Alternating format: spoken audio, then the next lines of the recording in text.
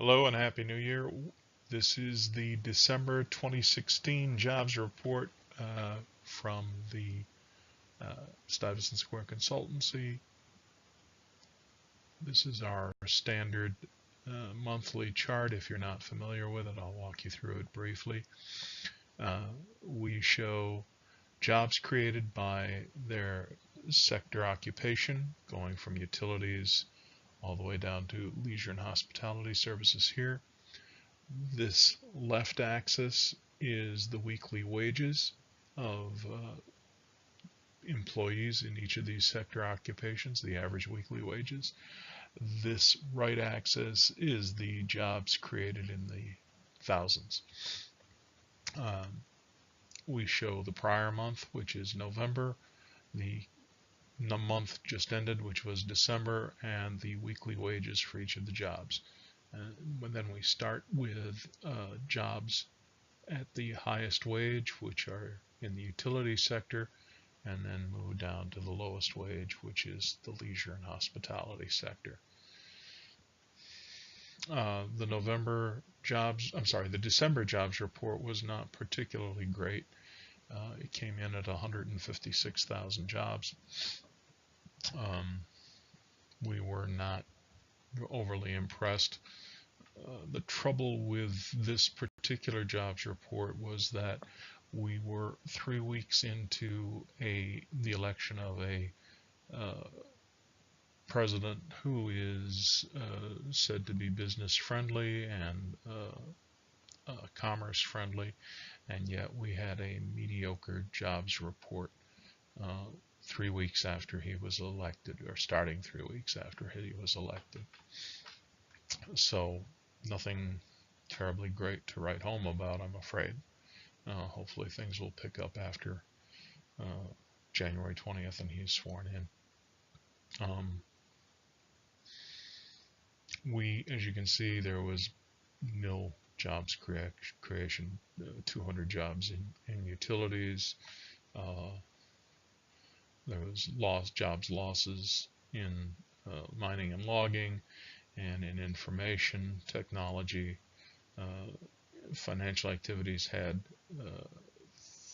3,000 jobs, which is fine. Durable goods had 15,000 jobs created. Professional and business services had 15,000 jobs created. That compares to 65,000 in November. What happens is that a lot of the financial reporting that takes place in January, the hiring for those particular jobs is done in November and October. So December is kind of training and what have you for newly hired staff.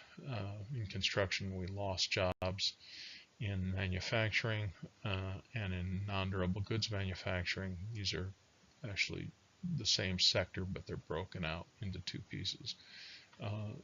We had 17,000 jobs created, 15,000 of which are durable goods manufacturing, the other 2,000 of which were non-durable goods. Those are goods that are things like foodstuffs and what have you that don't last for more than a year. Transportation and warehousing, we had a slight increase of 3.3 thousand new jobs over November. Some of this has to do with the Hanjin bankruptcy that left a lot of goods and at dockside. That's something that we had discussed in earlier reports, and of course in December, as usual, we saw the biggest jobs creation in sectors that are heavily dependent on government financing. Healthcare and education services, and healthcare and social services. These are two sectors that are also broken out, much like the manufacturing sector.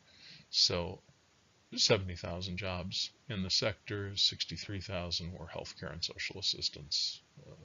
These are education and health services. The problem with these hirings, again, is that it's all government spending. It's not private sector spending that's driving these jobs. We had jobs losses of 8,000 in other services, and we had some small gains in the retail trade. This is December. They like the financial services industry over here. Tend to hire in November and then hire much less in December. This is for their Christmas shopping. Leisure and hospitality, 24,000 jobs. At the end of the year, we also produced this schedule at the end of the year, which shows average weekly wages by sector occupation. This first column is showing from the weekly increase from November to December. This shows the annual increase from December 2015 to December 2016 on a year-on-year basis. How much that has increased by week, and this takes that number and blows it out for the entire 12 months.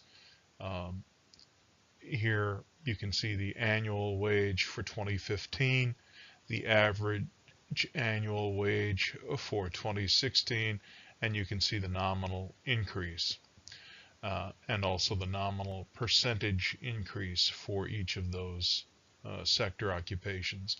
What we then do is we take the November all items inflation, which is the latest number that we have available when we release this schedule, and it shows an increase of 1.7%, as you can see here.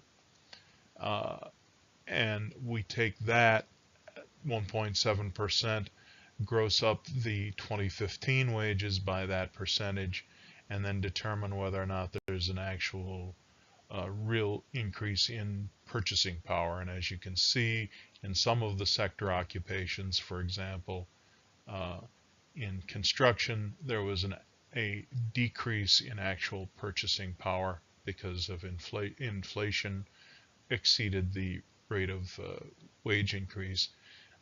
Ditto that with trade and transportation and utilities. The retail trade also lost purchasing power, as did transportation and warehousing.